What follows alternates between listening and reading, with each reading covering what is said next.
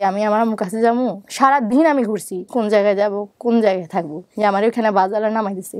আয়সা দেখে বলে যে না এটা আমার মেয়ে না, অন্য কারো মেয়ে হতে পারে, এটা বলে দেখে চলে গেছে। বিয়ের পর আমি একটাই চেষ্টা করছি আমার মা বাবাকে খুঁজে পাওয়ার জন্য, একটা যেন পথ যাতে আমি খুঁজে পাই। নাম কি আপনার? আমেনা। মায়ের নাম রোশনা বেগম। বাবার নাম? খোকন। ভাইয়ের নাম? রিফন। বড় ভাইয়ের নাম মেজো ভাইয়ের নাম হচ্ছে শিফন, ছোট ভাইয়ের নাম হচ্ছে নোবেল। নোয়াখালীর থেকে উনি হারিয়েছেন, এই এতটুকু তথ্য ওনার মনে আছে। আসসালামু আলাইকুম প্রিয় দর্শক এবং শ্রোতা, আল্লাহ সর্বাবস্থায় আমাদের সবার মঙ্গল করুন সেই দোয়া এবং শুভকামনায় জানিয়ে শুরু করছি আপন ঠিকানার একটি বেসিক ভিডিও।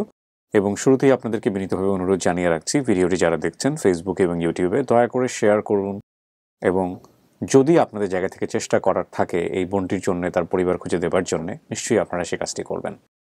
আপনারা যদি অনুষ্ঠানে আসতে চান, পরিবার খুঁজতে কিংবা কাউকে খুঁজে দিতে, দয়া করে ফোন করুন। আমাদের ফোন নম্বর হচ্ছে 09639888777। এবং যারা ইতিমধ্যে ফোন করেছেন কিন্তু টাইম দিয়ে আসেননি, তাদেরকে আমরা বলবো আপনারা নিশ্চয়ই আসুন, নিশ্চিন্ত মনে আসুন।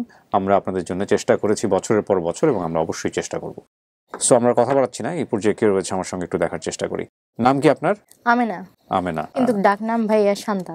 বয়স কত হতে পারে আনুমানিক? এখন 20 বছর। আপনি নোয়াখালী আপনার জেলা, যেখান থেকে হারাইছেন? হ্যাঁ। ওকে, আপনার মায়ের নাম কি? মায়ের নাম রোশনা বেগম। রোশনা বেগম। বাবার নাম? খোকন। ভাইয়ের নাম? রিফন। বড় ভাইয়ের নাম। তারপর? মেজো ভাইয়ের নাম হচ্ছে শিফন। তারপর? ছোট ভাইয়ের নাম হচ্ছে নোবেল। নোয়াখালীর থেকে উনি হারিয়েছেন, এই এতটুকু তথ্য ওনার মনে আছে। বলেন আমেনা, কি হয়েছে একবার প্রথম থেকে বলেন। আমি আমার বড় জেঠির বাসায় থাকি। ইনফ্যাক্ট আমার ভাই এসে আমার নিয়ে যায়, কারণ ভাইয়া ওখানে বড় জেঠার সাথে একটা ফ্যাক্টরিতে কাজ করতো। আচ্ছা। ফ্যাক্টরির ওখানে বড় জেঠা কাজ করতো। বড় জেঠির একটা ছেলে আছে, একটা মেয়ে আছে। তারা ঢাকায় থাকতো, বাসা ভাড়া ওখানে থাকতো। ওখান থেকে দাদা দেশের বাড়ি বেড়াতে যায়, তখন আমিও যাওয়ার জন্য রেডি হয়ে যাই। আমার স্কুল আছিল, স্কুলের পাশাপাশি একটা রেল লাইনের রাস্তা আছে, বাসার 5-10 মিনিট বা 20-30 টাকার ভাড়ার এরকম রিক্সার কতটুক যাইলে রেল রাস্তার একটা রাস্তা আছে, ওইখান থেকে একটা স্কুল আছে। ওই স্কুলে আমার ভর্তি করায়। তো এখান থেকে ভর্তি করার পর আমি স্কুল খোলা, কিন্তু আমি স্কুলে যাইনি। আমি বলছিলাম যে আমি মায়ের কাছে যাবো, কারণ মা আমার দেশে বাড়ি থাকে, দাদা যাচ্ছে, তো দাদার সাথে আমি যাওয়ার জন্য রেডি হয়েছি। দাদা কি আপনার ভাই নাকি আপন দাদা? না, আমার নিজ দাদা, আমার বাবার। জি, বাবার বাবাকে। জি। আপনাকে এখানে স্কুলে ভর্তি করিয়েছিল? হ্যাঁ, ঢাকাতে স্কুলে ভর্তি করিয়েছিল আমার ভাই থাকা অবস্থায়। হ্যাঁ, আমার ভাই আমার নিয়ে এসেছিল ভর্তি করার জন্য। তারপর পড়ালেখার বয়স হবে আমার হয়েছে এরকম, বা ভর্তি হওয়ার এতটুকু পড়ালেখা আমি করতে পাইনি। যতটুকু করছি ততটুকু আমি অনেক কিছু ভুলে ফেলছি, আমি।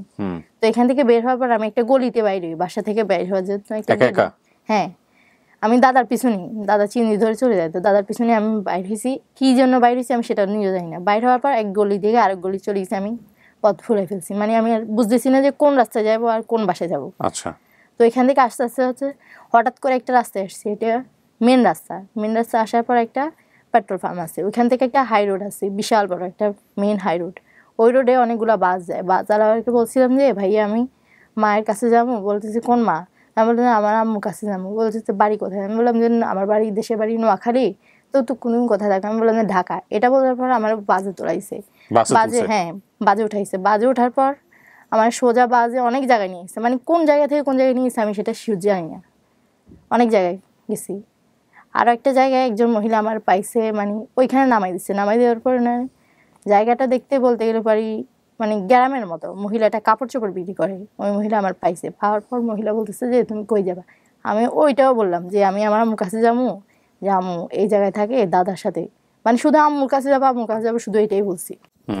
কোন জায়গায় যাব, কোথায় যাব এটা আমি বলতে পারি না, ভুলেই ফেলছি, কারণ আমার মাথা কাজ করতেছে না। এতটুকু মনে নেই যে আমি কোথা থেকে বাইরেছি, কোন জায়গায় যাব, কোন জায়গায় থাকবো, এটা আমার মনে ছিল না। তো এখান থেকে আসার পর ওই মহিলা সেম একই জায়গায় করছে, উনি আমার নোয়াখালী বাজে তুলেছে। নোয়াখালী কোন জায়গায় সেটা আমি জানি না। তা আসার পর সোজা আমার ফেনি একটা লাল ফল আছে, সেটা আমি এখন বড় হয়েছি আর জানতে পারছি যে এটা লাল ফল। ওই জায়গাটা আমি এখনও চিনি, যে আমার ওইখানে বাজারে নামাই দিছে। ওইখানে নামাই দেওয়ার পর আমি ওখান থেকে অনেক দূর হাঁটা ধরা, সারাদিন আমি ঘুরছি। সন্ধ্যাবেলায় আমার একটা লোক পাইছে। লোকটা পাওয়ার পর আমার কী করছে, কমিশনার বলতে গেলে ওই পাড়ার একটা কমিশনার বলতে গেল উনি। তো উনি আমার পাওয়ার পর ওনার বাসায় কাজ করতো লোকটা, লোকের শাশুড়ি মা বলতে গেলে, মেয়ের মা ওই বাসায় কাজ করে। তো উনি পাইছে। পাওয়ার পর উনি আমার নিয়ে গেছে। নিয়ে পর সে এমনি এমনি একটা মেয়ের পাইছি, মেয়েটার মা বাবা আর কে কোথায় আছে কোন জায়গায় আছে সেটা জানে না। মেয়েটা খুঁজতেছে, খোঁজার পর বলছে যে আমারও অনেকবার জিজ্ঞেস করছে, আমি অনেকবার অনেক কিছু বলছি, কিন্তু হেরা যদি মানে আবার যদি চেষ্টা করে তো তাইলে হয়তো বা তুমি পাইতে পারো, এটা সেটা বলে আমার অনেকগুলো বছর রাখছে। রাখার পর বলতেছে দেশের বাড়ি পাঠাতে, প্রায় 3-4 দিন আমি এদের কাছে ছিলাম। আর একটা পরিবার আমায় খুঁজতে আসছে, আয়সা দেখে বলে যে না এটা আমার মেয়ে না, এটা অন্য কারো মেয়ে হতে পারে, এটা বলে দেখে চলে গেছে, তার কিছু বলে নাই। তো এদের পরিবারের কাছে ছিলাম, এই পরিবারে থাকাকালে মানে অনেক কিছু হয়েছে বলতে গেলে, অনেক সুস্থভাবে মানে তাদের মেয়ের মতো করে আমাকে খুব ভালো স্নেহ মমতা ভালোবাসা দিয়ে বড় করছে, এটাই। আচ্ছা, তারপর বিয়ে দেওয়া হয়েছে। এখন বর্তমানে বলতে গেলে মানে বিয়ের পর আমি একটাই চেষ্টা করছি যে আমার মা বাবাকে খুঁজে পাওয়ার জন্য একটা যেন পথ যাতে আমি খুঁজে পাই। অবশেষে সেই সন্ধানটা আমি পাইছি ভাইয়া। কিভাবে পাইলেন? একজন আন্টির মাধ্যমে।